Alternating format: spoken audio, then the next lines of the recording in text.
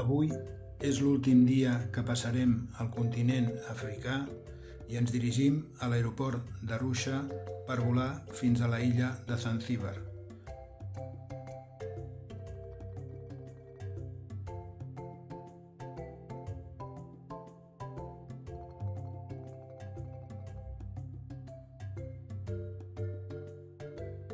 Passant abans per un típic mercat Maasai on podrem fer la compra dels clàssics records del viatge.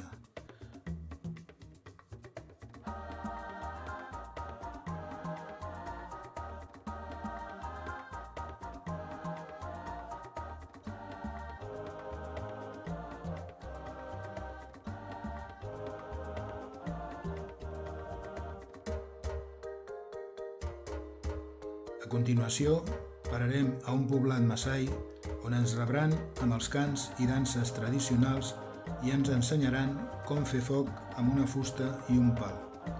Un descobriment tan senzill i que tanta transcendència va tenir per l'evolució de l'espècie humana.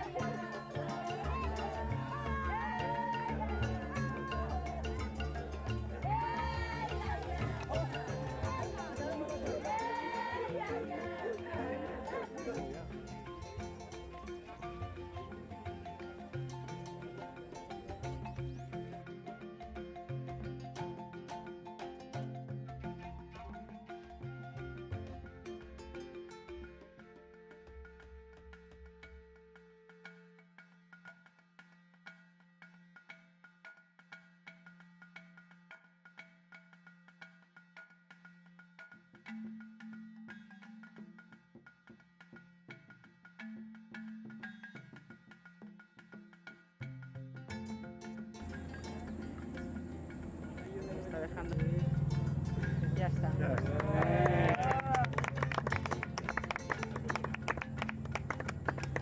Okay, you see the flame of fire? Yeah, so the Maasai, they use this local method to make the fire. You know why? Because Maasai are nomadic.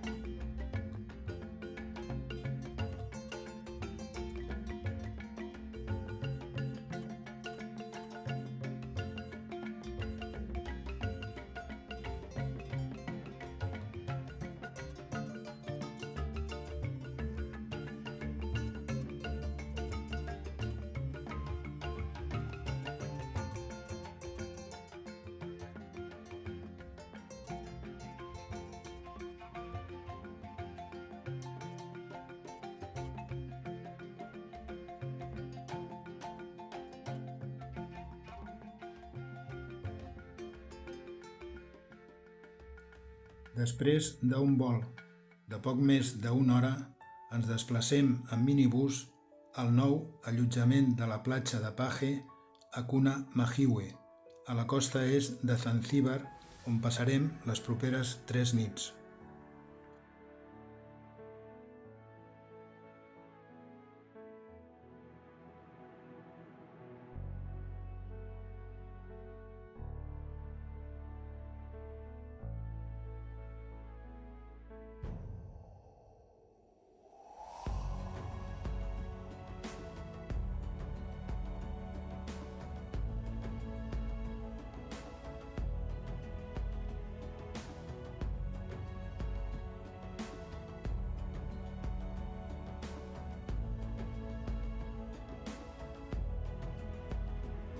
L'endemà decidim fer una excursió per la platja fins al poblat veí de Jambiani, on visitarem una cova amb un petit llac subterrani d'aigua cristal·lina on ens donarem un bany refrescant per superar la calor sufocant que hem passat.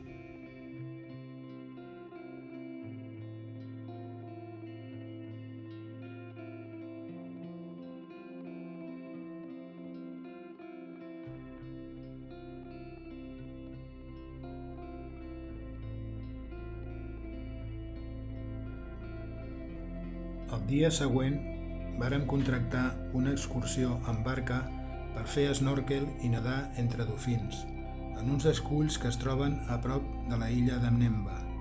Personalment, he de dir que em va decepcionar bastant, ja que després de diversos intents per saltar a l'aigua, vaig aconseguir veure per uns instants una família de dofins amb una cria, a una fondària de 5 metres de profunditat.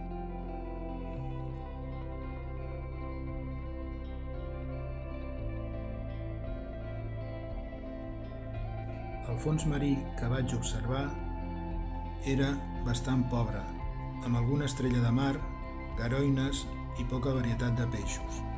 Potser és que les expectatives eren superiors a la realitat. Per sort, després vàrem poder disfrutar d'un bon àpat al típic restaurant The Rock que es troba enmig de l'aigua i al que s'hi arriba amb barca quan la marea és alta.